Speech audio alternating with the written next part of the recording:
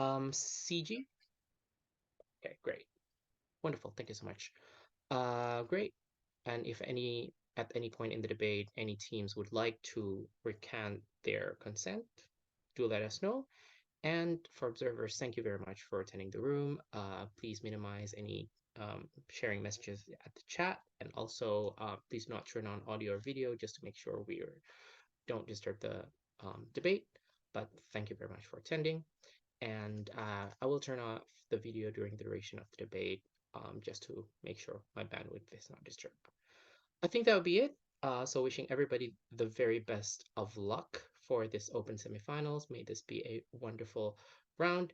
Under the motion that reads, this House believes that states should be held accountable before international courts for crimes committed by paramilitary groups. I'd like to invite the Prime Minister to open the debate. Here. I would like to see one in the chat. Am I fully audible? Good. Starting in 3, 2, 1. 3 arguments from opening government. 1, influence and why this is proportionate. 2, cooperation and why they are fully at fault. And thirdly, are reasons as to why justice is important, and then some impacting on practical claims.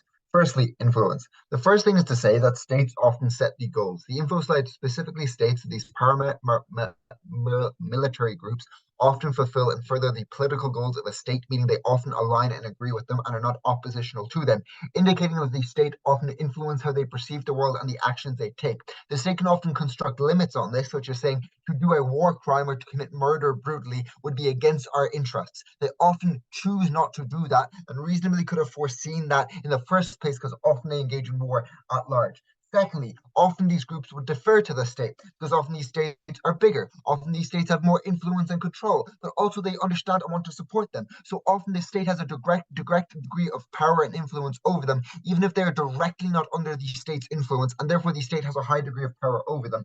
The third thing is they often have messaging. That is that when Putin says that Ukrainians are Nazis and have been taken over by the Nazis, that often uses that type of language to dehumanize and otherize those individuals, meaning that when those groups take action, they should always act upon the same way and not treat them as human or as whether they deserve respect. The fourth is that often these states enacted the war and the conflict in the first place, or at least continue to actively engage in it, where otherwise they could have done things like negotiate agreed peace deals or stop that war at large. What that therefore means is those states continue that conflict and are often directly culpable for the actions that are taken within that, simply because of that occurring. Why is influence therefore often directly proportional and makes you guilty or at least complicit? The first is to say they have the capacity to stop this via things like messaging on the influence over them. The second is they often are directly involved, specifically for the fact they influence and have control over these individuals. That is to say that often those individuals, if I tell them to go do it or support them or omit to not do it, then I am at fault. That is to say that if I have the ability to actively stop them or my decisions make them go do that action, then I should stop it because I know that those individuals would have murdered it. That is why when you say help someone bury a body, and even if you didn't kill it, you're still complicit for the murder of that in the first place. The third is to be consistent. That is that the state does not never know what the actions a particular soldier may take in the context of war, in the context of their emotions running high. But nonetheless, we expect the state to be responsible and culpable because of the fact they put these systems in place that could have prevented that individual taking it. That is to say, that is why the state is directly responsible.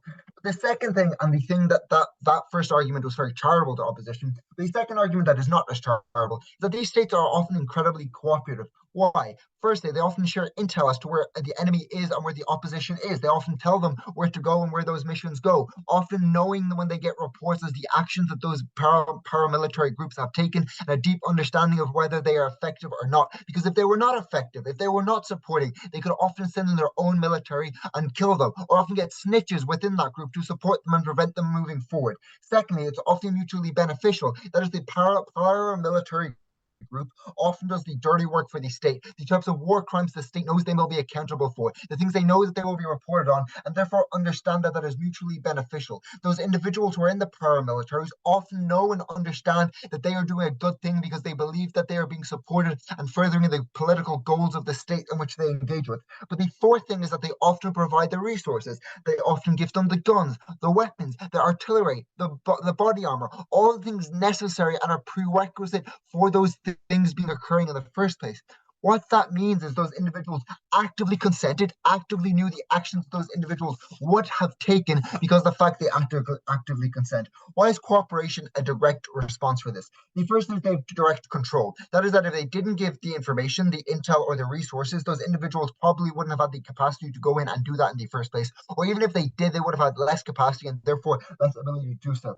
The second is that there is intent. They considered it, they weighed up the options, they used the intel and decided that it was good to send those paramilitaries in the first place, and therefore that is why those individuals are culpable. That is why at both levels of that justification, those individuals are at moral fault. Why is justice an incredibly important thing, therefore? The first is that it applies equally. That is, that it applies to multiple countries, whether you are Western or not Western, specifically often will apply to multiple countries. They often have individuals from multiple backgrounds, but multiple ethnicities to ensure that there is buy-in and not things like accusation of racism that was applied to the ICC in the past. But the second is that often there may be regional courts or national courts that will hold those individuals more accountable, and often by a case-by-case basis, they will select the decision that is best for the state and best for that context in which it applies. The third is that they often have opportunity to defend themselves, to dispute the evidence, to underline it or question it or push back against it.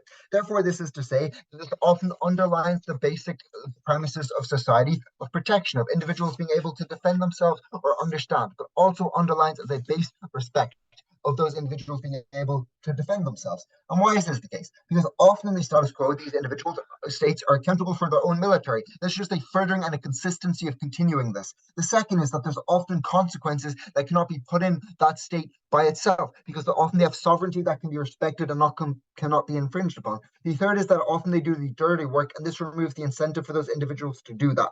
This is to say, justice is not contingent on whether it's efficacious. That is, that even if someone fled a crime, you would still want to seek them out and hold them accountable. Rather, this is just a continuation of trying these people, whether they're guilty or not. COPOI. More clarification, but what happens if a state says don't commit war crimes, but a paramilitary group still commits war crimes? Is there a defense, or do you still get held accountable? Well, okay, so there's nuances, right? So you go to the international court and they go, I didn't do it, I didn't do anything. And then they go, okay, that's fair, you've proven your case. But the question in this debate is whether they should be held accountable. For example, I might be held accountable for a crime that happened when I was a bystander and I was actually innocent. But I went to court and I showed I was innocent because I had a standby, etc., an alibi, etc. That is the same here. We're not going to say, oh, you are automatically guilty, because that would be an absurd claim, and that's not how the justice system ever works or ever has functioned. The practical claims that Emery will further on are the following.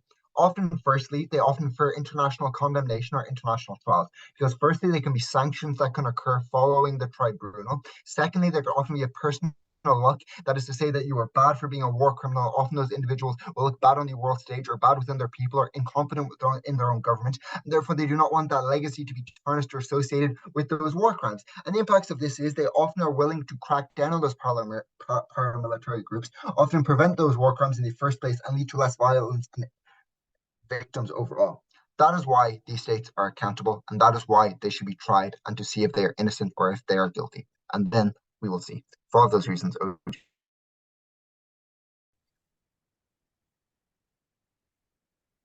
Beautiful water.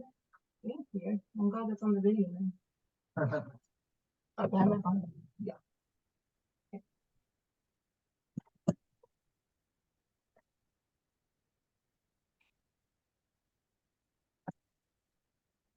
I'll take PYs in the chat, please. And I will start now. I just want to provide a layer of realism to this debate.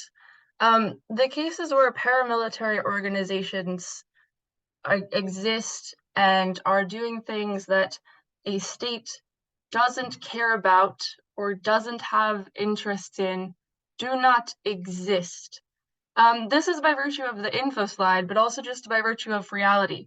Like, if the reason the paramilitary organizations come about is because the state has actively created messaging and actively created a narrative that people have latched onto to the point that they're willing to engage in violence.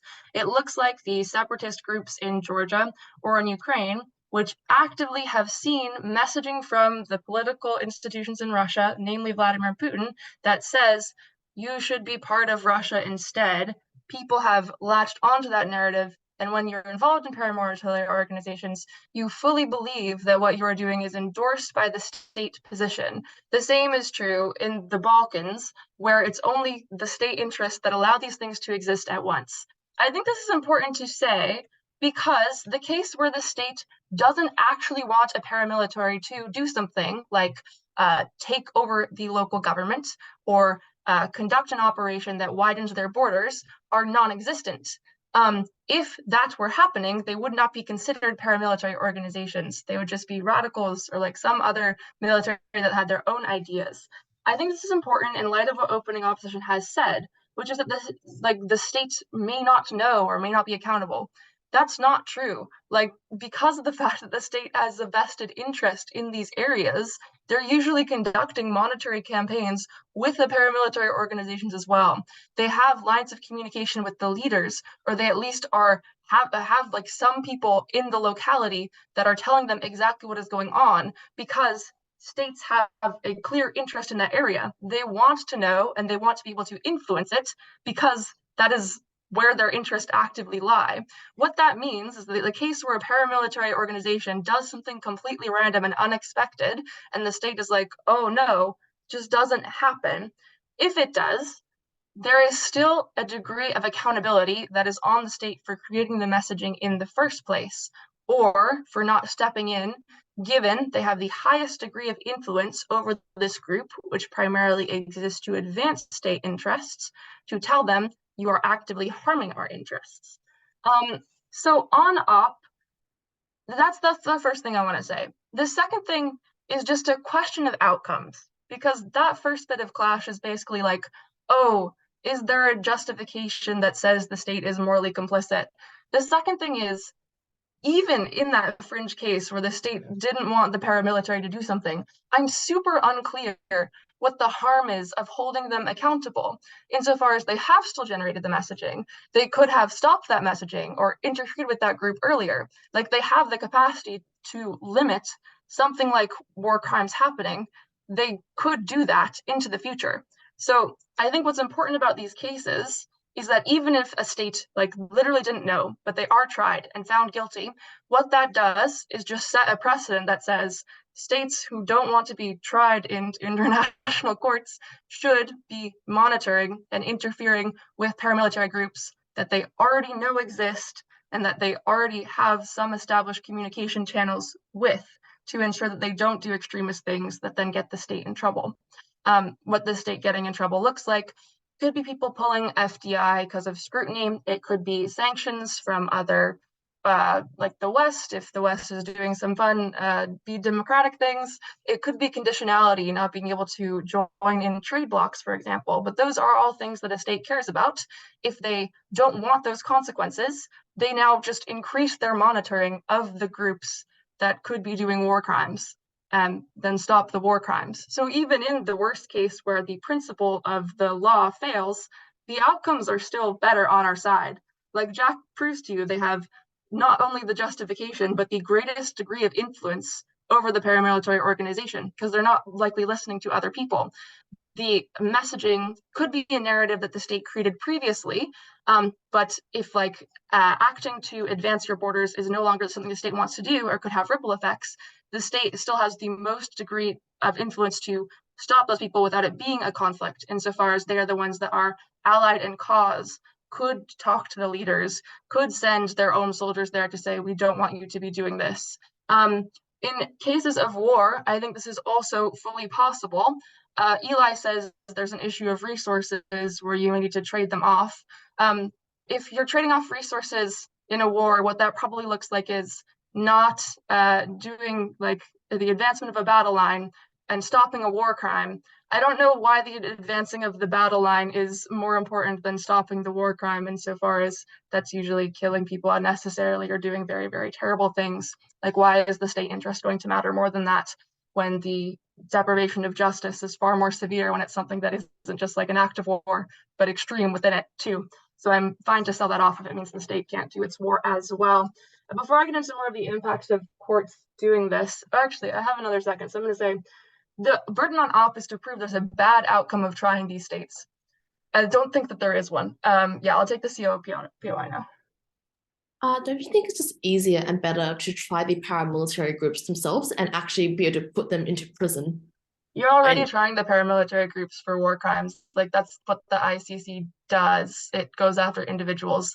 That happens on either side of this debate. It's whether or not you try the state as well. The reason that trying the paramilitary leaders or whatever isn't sufficient is because they don't have the same degree of power that the state has over probably more than one organization that does this, or the same degree of influence to actually stop it. Like, they're justified in their cause because of the state. Even if the paramilitary leader could have stopped it, the state also could have stopped it. So now you just widen the areas through which you could make a war crime not happen. So more than one, more than one is better. Or yeah, two is more than one. The impacts of court doing this are, one, in terms of justice. So I think this is important for victims' catharsis in seeing that the reasons for them being harmed in a war are actually being discussed in the court. That means they can have less anger, they'll be able to move forward better, not be as angry at the perpetrators, or have their madness diminished, which means that there's going to be less fracturing in the state rebuilding. If it's only the leaders of paramilitary organizations, this could feel unthorough. This is also better in terms of rebuilding, because there's greater emphasis on the narrative that the state is creating between different groups. The state is now going to try harder to make sure that narrative doesn't lead to conflict, meaning that the state can progress better into the future.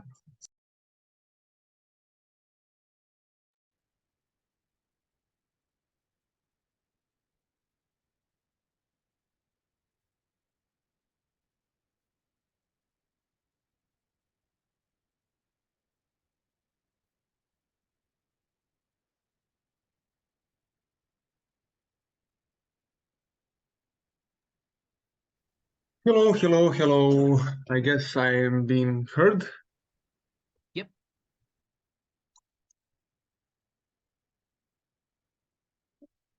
Okay.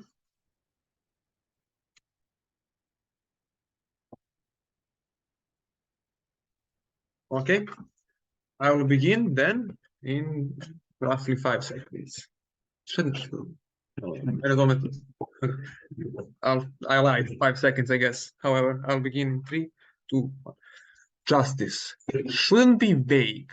Justice shouldn't be a buzzword. Law students on the top half can argue all they want, but you cannot talk about genocide, about war, without mentioning victims. What we say is roughly 2 things in extension.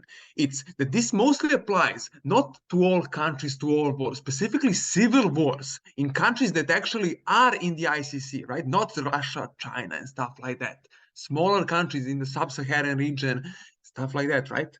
But secondly, this is the only way for victims to get reparation by the state being accountable. That is our 2 extensions. We'll, how do you say, compare ourselves to others, and that's all we are going to do. So, firstly, why does this stop paramilitary operation in civil wars that further destroy these countries?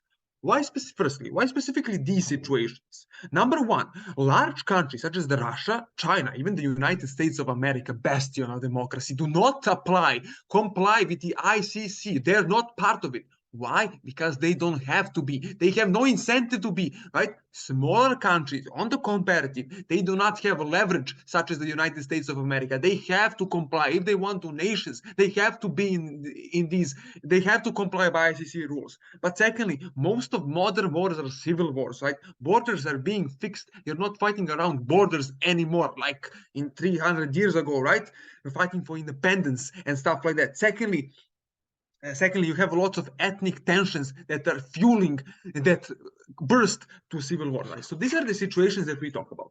Why do paramilitary cannot operate without help from state? Opening oppositions tells you 2 things. You cannot control as the state what they do, and they are still strong. Sure, we can. Great, good job. What we say is they cannot physically operate. They will be starved out if the state wants to destroy them. Why? 5 reasons. Number 1, the state can arrest a lot of these people. They committed crimes even before. They can just arrest them in the night, take them down, right? Through intelligence, stuff like that. Secondly, because they need crucial information when war is operated. Where is the enemy located? What sort of ammunition do they got? Where are they going to attack? All of this information that only the state, the most powerful entity, has. Thirdly, the state is the only actor to give them mass weaponry, mass scouting information, bombs, some other, I don't know, I don't study war, but I guess it's pretty logical that you need the help of the state. And you're just a small paramilitary. Sure, you have some funding by radicals, but tell me you're not going to fund it on your own. You need help from the state, right?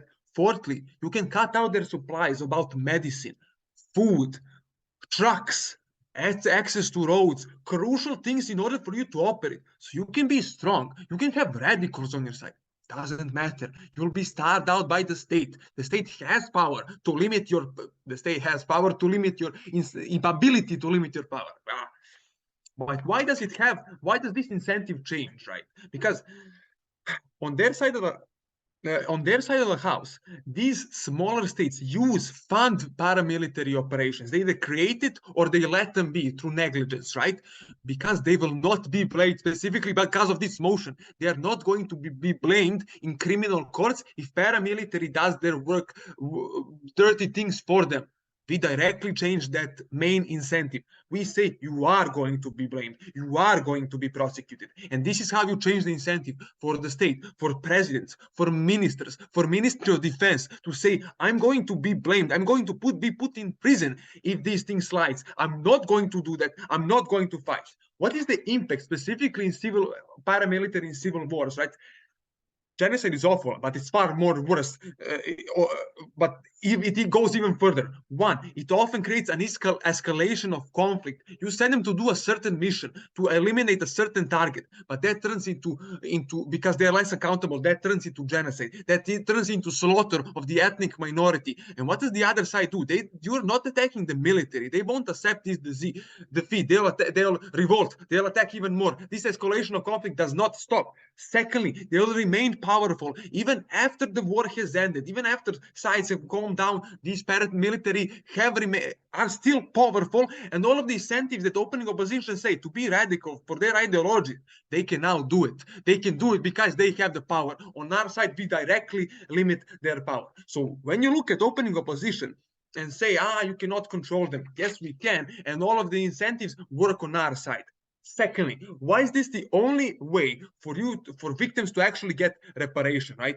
Reparation is important for these people. Their lives are torn down. Their homes have been burned. Their families, loved ones, dead. Unfortunate, awful, right? But justice isn't a buzzword. It's meant to help the people who were wronged in the past, right? I've hurt you and I'm going to help you. We're going to give you money.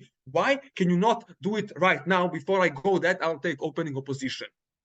Yeah, which do leaders think is more likely? Slow ICC prosecutions that historically haven't worked, where you can suppress evidence, or just losing the war because you undermine your main allies and cause ICC prosecutions have not worked. Have you read the third motion in this round? Apparently, it has worked. Most of our generals from Yugoslavia have been on trial, have been in prison, so not worked. Maybe it won't work for United States of America, but it for sure will work for Serbia and sub-Saharan country, I would say. Why? You cannot get reparation on their side of the house, right? Because you cannot collect money from these individuals, from these paramilitary organizations. They don't have the money, right? You cannot exchange they killed millions of people. How are you going to extract money to actually help them, right?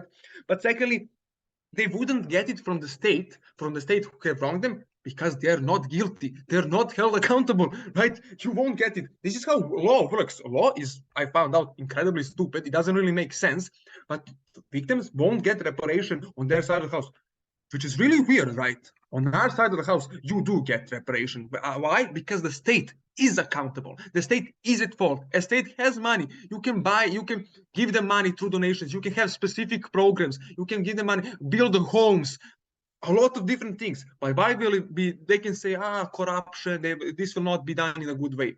But you will probably be monitored by European countries, but millions of different European institutions that exist that monitor Serbia, Germany, and stuff like that. It will be done in a good way. But secondly, you want to fix your reparation. People who have suffered. That is important. That is the important group to help. You can fight on your philosophical bullshit all you want. We want to help people, and that is the most important thing in this debate. Thank you. All right. Thank you very much, Member of Government, for those very fine remarks. Now I'd like to call the next speaker, Member of Opposition, to speak here.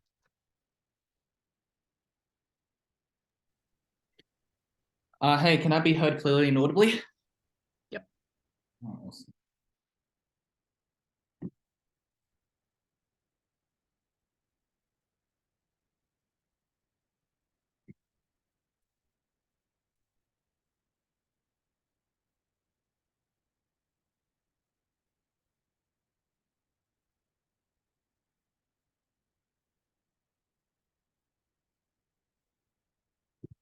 Two things in this speech. Firstly, we'll explain why this is unlikely to deter states from facilitating paramilitary groups. And secondly, we'll explain how states function and respond in ways that deny justice in a way that is far superior to opening opposition. Firstly, on why states are unlikely to be deterred from facilitating the operation of paramilitary groups. The reason why this issue is important is because, firstly, if we prove this, when we entirely mitigate the practical limb of GovBench, because if we prove that you fail to deter these organizations from functioning and existing and committing war crimes in the first place, those things still happen on their side and they don't get any deterrence.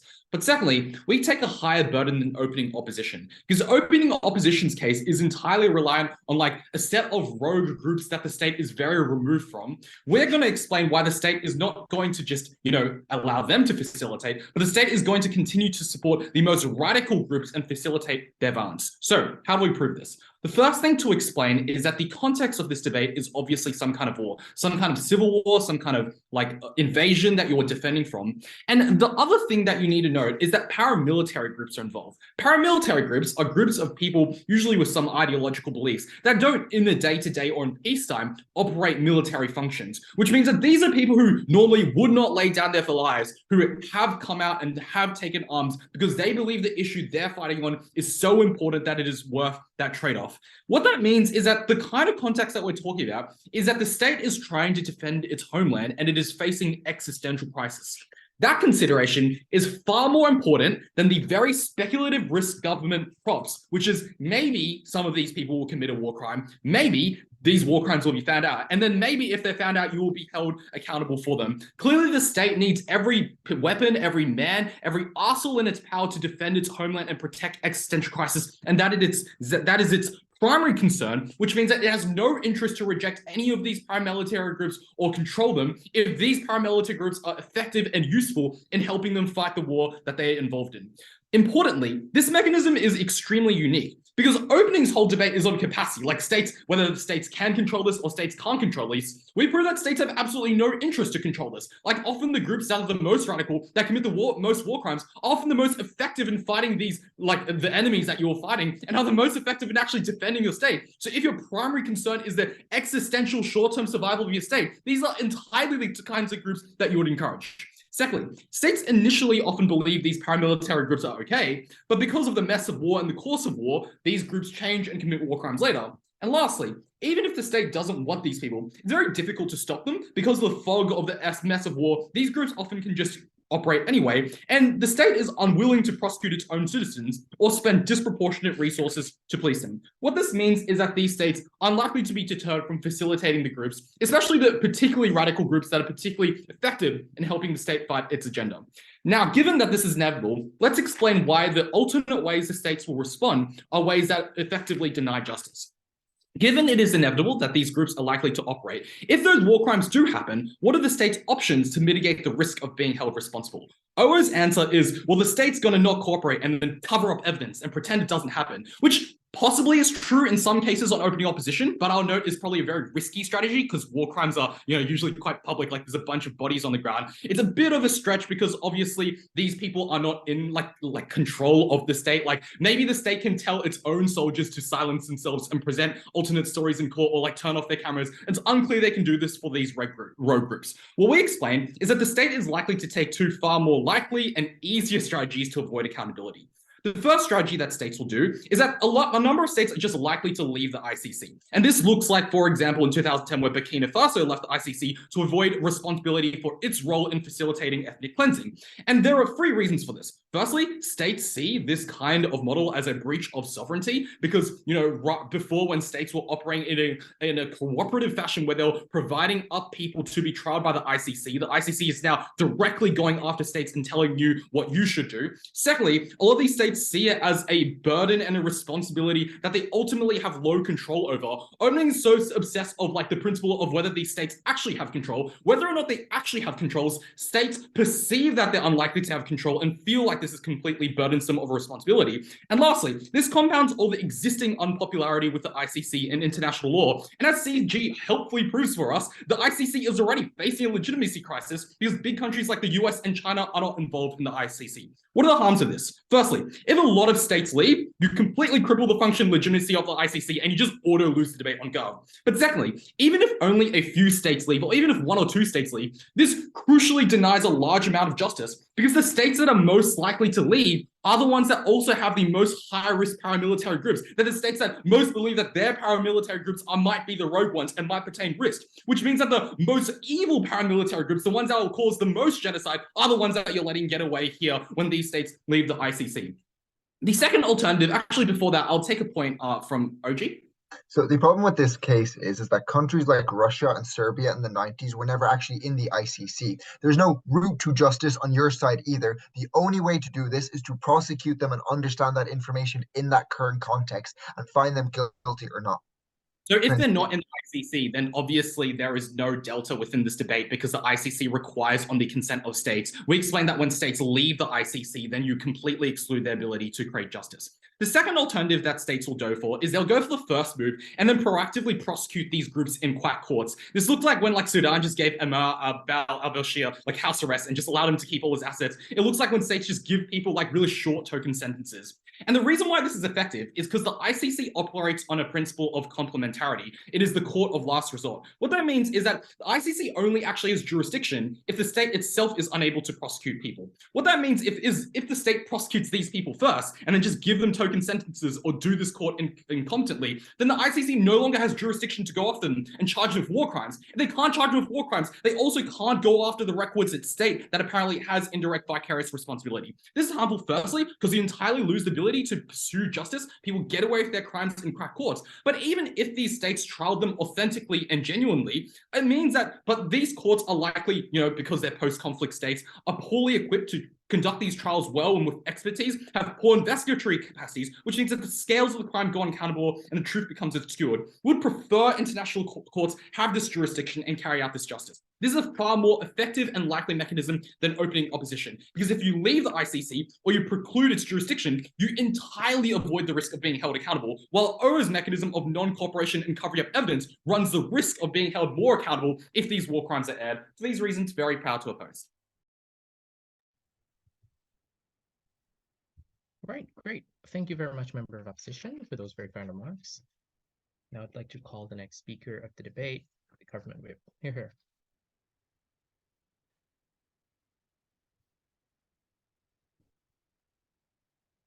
Hi, just to check, can you hear me? Yep, clear. Awesome, just a moment.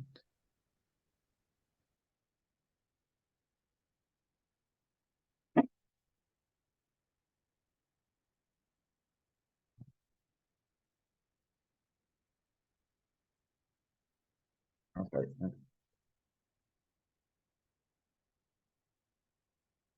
Oh, sorry, my stopwatch is not working for some reason. Let me.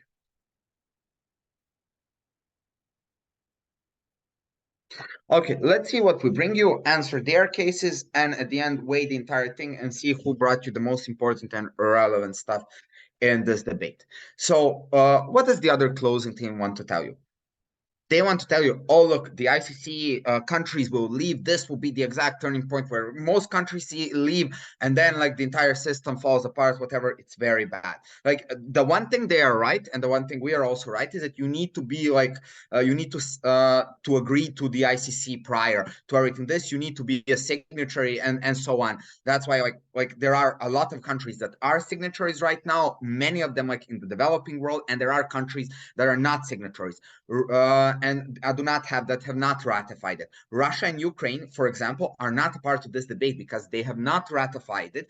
The ICC has zero jurisdiction, whatever, you know the word I'm thinking of, jurisdiction there. The same with the US, the same with China, many other countries. But there are countries, a lot of them, most of South America, countries, most of Africa, countries in the Middle East, even Afghanistan, for example, the entire European Union, and currently every country in the Balkans. why do we think that civil wars are the thing that is far more important here? First, because of the geography. The geography is important sometimes. So keep in mind that the countries that are signatories are not usually the countries that are fighting like interstate war. The far more common thing are civil wars, which like Yugoslavia, for example, that we are all quoting here, or Rwanda, that has been a subject of their people have been a subject of the ICC rulings and so on. So important thing to keep in mind for this debate. Okay, so let's see what they bring. They say, okay, these countries are gonna leave. Look, if a country is preparing to do something awful, like they are saying, most likely it will leave either way.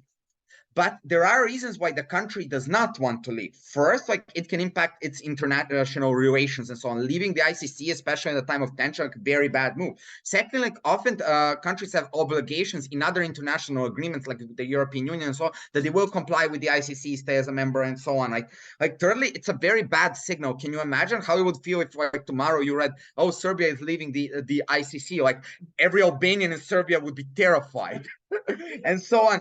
Fourth, like if the premise is that these countries prior to conflict are willing to leave, notice that will escalate and war the other group that they're getting ready to commit crimes.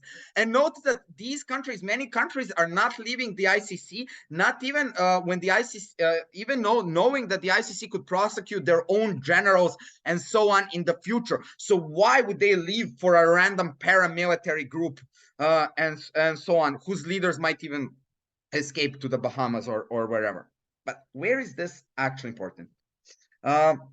This is important when it comes to both the practical things on reparations, the things that we can prove. Djordje tells you that you can't really get reparations for the crimes, like physical reparations that are necessary from paramilitary group. They cease to exist. They're a legal entity that disappears. Same as when a company goes bankrupt. But you can get it from countries. You can get it from the country Rwanda. You can get it from the country Serbia. That way, people that have been victims by the Arkan's tigers can actually sue for reparations from Serbia. Serbia could take that. It's not like that would be a massive amount of the budget. It will be in the period of 5 years. It will be like 2% of GDP.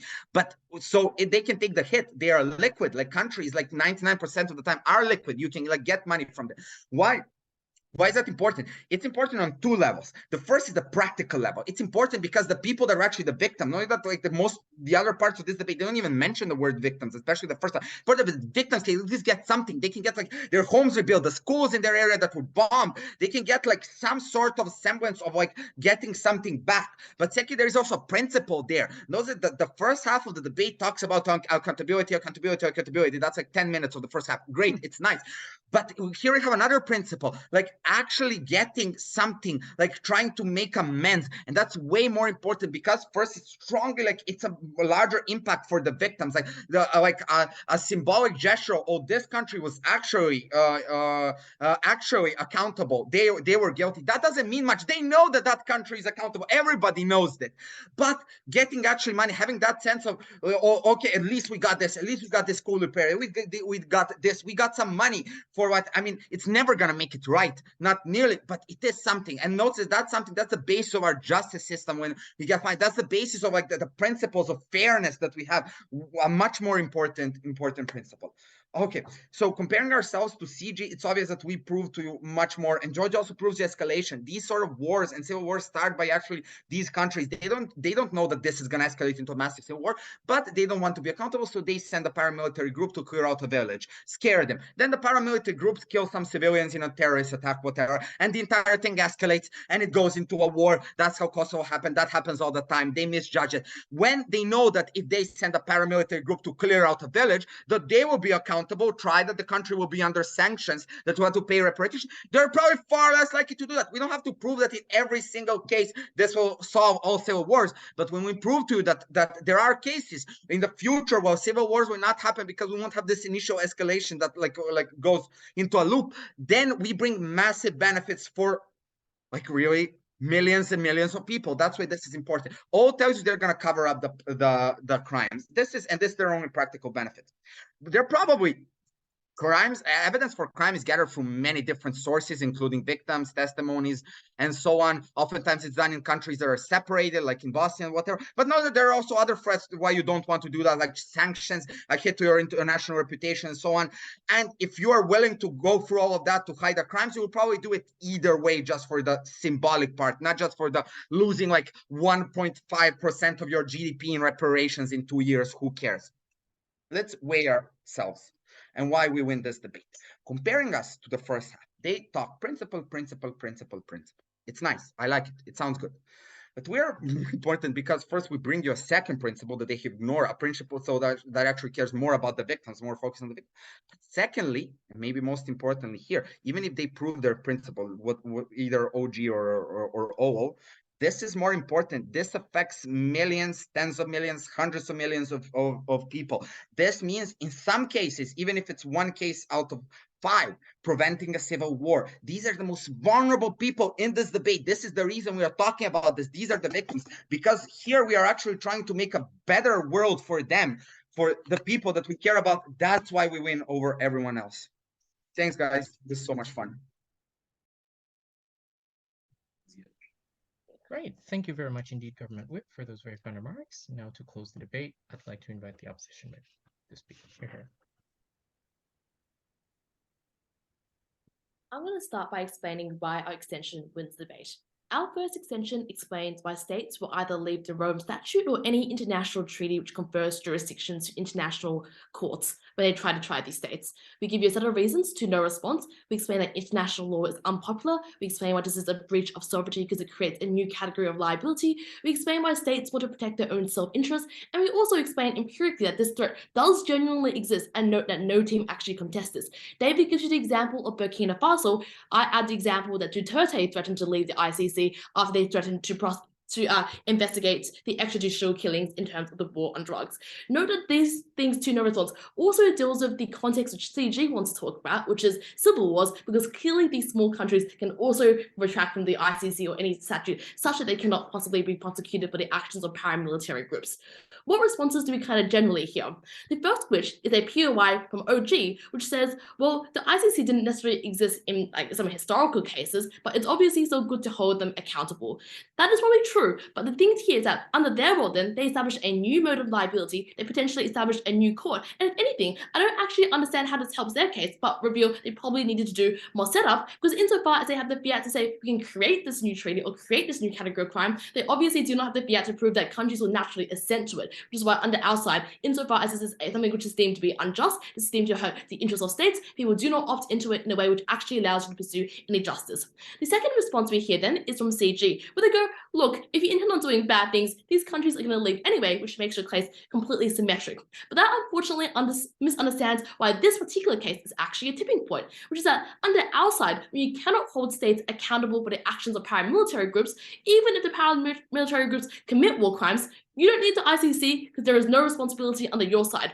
But now, on your side, when you can hold them accountable, obviously these paramilitary groups are people you have less control over, you're not sure what they can do, and you can take reasonable steps to just say, don't commit war crimes, just do your thing, like, you know, we won't be any intel, but you can still be held, you can still be prosecuted for it, and that risk exists, which is why it means you're far more likely to leave the ICC in your world. That is the difference in this debate, and why we actually prove the scale to which people are likely to leave. The last claim they kind of make, which is a funny claim, which is that insofar as countries start mass leaving the ICC, now you actually warn people that bad things are going to happen. My simple response is that it doesn't really help your case either, because like I said, bad things happen, and you also have no mechanism to help or get any form of reparations or remediation for victims of such crimes. So, given that this claim does stand, let's weigh this above the principled opening clash about why you ought ascribe liability. This is a significantly more important impact because, firstly, the scale of the harm and ability to achieve future justice is contingent upon acquiescence and assent towards these treaties which allow these courts to have jurisdiction over such crimes. Which is to say, this debate exists beyond just the crimes committed by paramilitary groups. This is also about states which commit things like war crimes, genocide, crimes against humanity in future conflicts, which is why the scale of harm we prove is way more larger than just these independent instances of prosecuting a state for the actions of paramilitary groups. Secondly, to the extent that all teams agree you can still prosecute these paramilitary groups individually. Of course, we still, to an extent, satisfy a principle of justice by being able to lock up the people who actually did the crime as opposed to merely the state. The third thing to note here is that to the extent that, and that is the reason why I think this is probably the most important issue in debate, and you should probably weigh it over any of the principal clashes which occur. The third thing to observe is just that even if on the outside only a few people leave, and you don't believe the kind of large scale of people leaving on a whole, we explain why the people who leave are the ones who are most likely to do bad things because they have the strongest incentive to leave, but also the harms of this have great ramifications and flow-on effects. Because when one state leaves, they lose the ability to be able to refer other states or their own people to the ICC in ways which actually hold them accountable if they lack the capacity to prosecute themselves, which overall weakens international law as a mechanism to actually hold any states accountable. It weakens the truth of these international mechanisms, and that's why no one ever finds it to be particularly scary. The second extension we then explain is why this is an insufficient form of deterrence. But before then, OG. So the mechanisms CO give for why countries opt out of international courts, such as having no control over paramilitary groups, would also apply to having no control over every action soldier makes. They never prove why these mechanisms are comparative or apply in either case differently, and therefore the case cannot work. The difference here is it's a difference between state responsibility and individual responsibility. Because insofar as an individual soldier within the military commits a war crime, it's not the leaders or the state who now have to cop a punishment or get thrown to jail. It is that individual soldier who does, which once again means that the change actually still exists here. So then onto the second extension we bring to you, which is why there is insufficient amounts of deterrence. Of course, this only mitigates government spend, but in particular, it deals with CG's claims as to why escalation is likely to occur. But you always is a useful contribution against OO. It is relevant for two reasons. The first of which is that at the point where you believe David's claims that harm still occurs because these states are insufficiently deterred by this, means that, in any world, paramilitary groups still commit war crimes, they still hurt people, that is probably a regrettable action we don't necessarily support.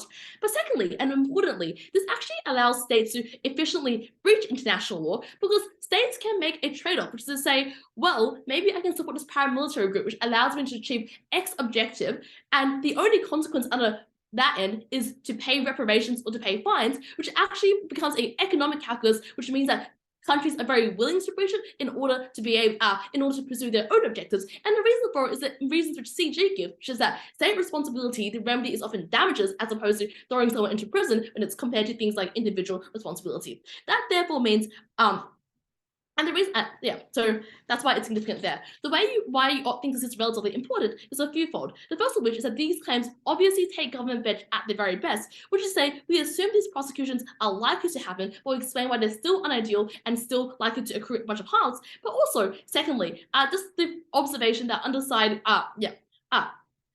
so unideal. The next final claim here is just on this idea of the benefit of justice and accountability. And the observation I'll make here is that CG's extension, while it sounds good, I think it was optimistic in being able to get benefits of victims, they never actually proved the likelihood of a successful prosecution because the notion of reparations is obviously contingent upon the success of this. Insofar as states have the ability to obfuscate, states have the ability to not cooperate, then clearly they cannot actually accrue the benefits, which is why you deprioritize that as a significant impact in this debate. But also secondly, we already explained that to the extent you can already prosecute individual members of paramilitary groups, it is actually really unclear what change this government gets. Like, yes, it is like a bit more justice, maybe get some more reparations, but insofar as someone already gets thrown into jail and crimes are already recognized as a harm should occur to you, I think the difference is actually quite marginal, which is why, once again, the benefit at best is one which is quite small. You outweigh our harm about people leaving the ICC as being more important.